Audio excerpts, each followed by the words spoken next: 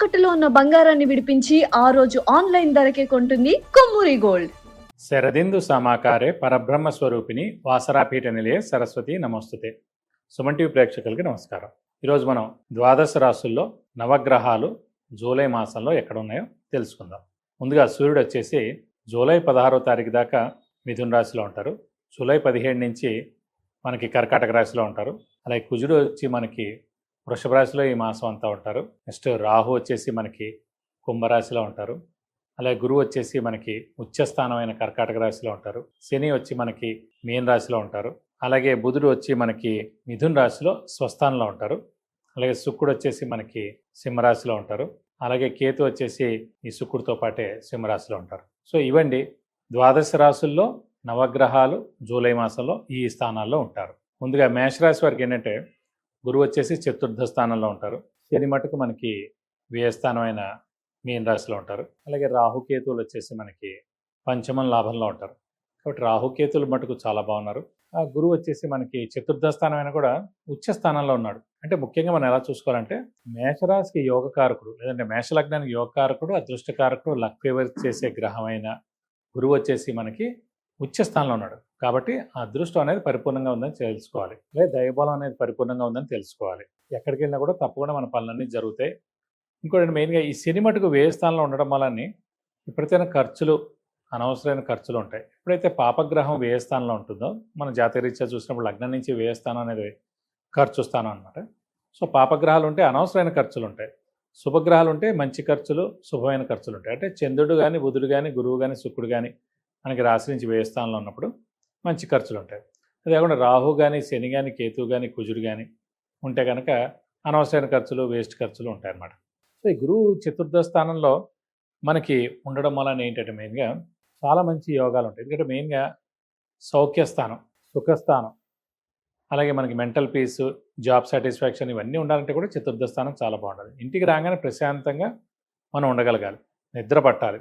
So ఎంత కష్టపడినా సరే మీరు ఫైనల్గా మీరు పడుకునేప్పుడు నిద్ర బాగా పట్టింది అనుకోండి, అదే నిజమైన జాతకం అనమాట. అలాగే మెయిన్ మనకి సుఖస్థానం కూడా అదైంది. సో సౌఖ్యస్థానం కూడా అదైంది కాబట్టి చతుర్థ స్థానం అక్కడ గురువు ఉండడం వల్ల మనకి తప్పకుండా చాలా మంచి జరుగుతుందని చెప్పుకోవాలి. మెయిన్గా అదృష్టకారకుడు యోగకారకుడు లక్ ఫేవర్ చేసే గ్రహమైన గురువే ఉచ్చలో ఉండి చతుర్థంలో ఉన్నాడు కాబట్టి విపరీతమైన అదృష్టం ఉంటుంది అన్నమాట. ఇది కాకుండా మెయిన్గా మేషరాశి అధిపతే మనకి కుజుడయ్యాడండి. సో ఎప్పుడైతే రాశి అధిపతే కుజుడయ్యి మనకి స్వస్థానంలో ఉన్నాడో సో అనుకున్న పనులన్నీ జరుగుతాయి. హార్డ్ వర్క్ చేసిన దానికి తప్పకుండా ఫలితం దక్కుతుంది. కాబట్టి ఇది కాకుండా మెయిన్గా ఈ పంచమ స్థానంలో రాహు అలాగే లాభస్థానంలో కేతు. రాహుకేతులు ఎవరైనా సరే ఆపోజిట్లోనే ఉంటారండి ఖచ్చితంగా. కాబట్టి ఎవరో ఒకరు 3 కానీ 6 కానీ 11 స్థానాల్లో కనుక ఉంటే కనుక మంచి రిజల్ట్స్ ఇస్తారు.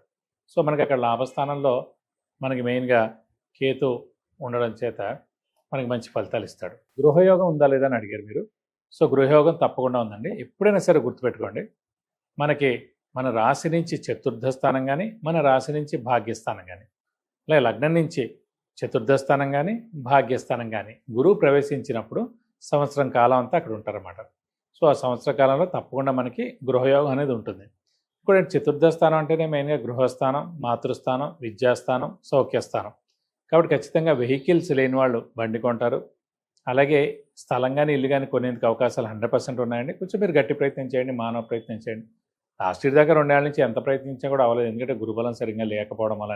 ఇప్పుడు గురువే వచ్చేసి మనకి చతుర్థ స్థానంలో ఉన్నాడు కాబట్టి గురుబలం పరిపూర్ణంగా ఉంది కాబట్టి గురువు ఉచ్చస్థానంలో ఉన్నాడు కాబట్టి మెయిన్గా చతుర్థ స్థానంలో ఉన్నాడు కాబట్టి తల్లికి ఎలాంటి ప్రాబ్లం ఉండదండి. ఎందుకంటే మాతృస్థానం కూడా చతుర్థ స్థానం అయింది.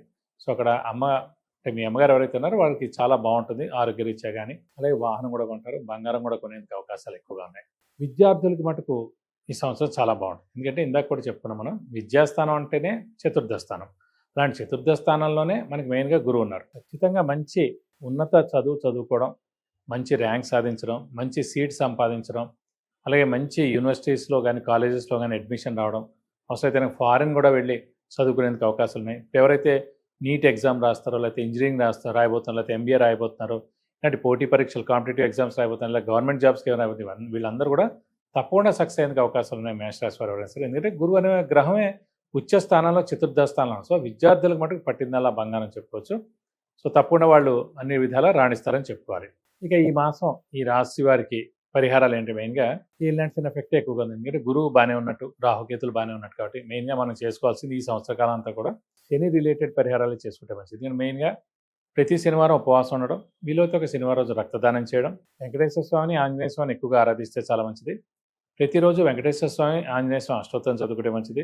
ప్రతి బుధవారం శనివారం వెంకటేశ్వర స్వామి టెంపుల్కి వెళ్ళి 41 ప్రదక్షిణాలు చేసి అభిషేకం కానీ అర్చన కానీ వెంకటేశ్వర స్వామికి చేస్తే మంచిది.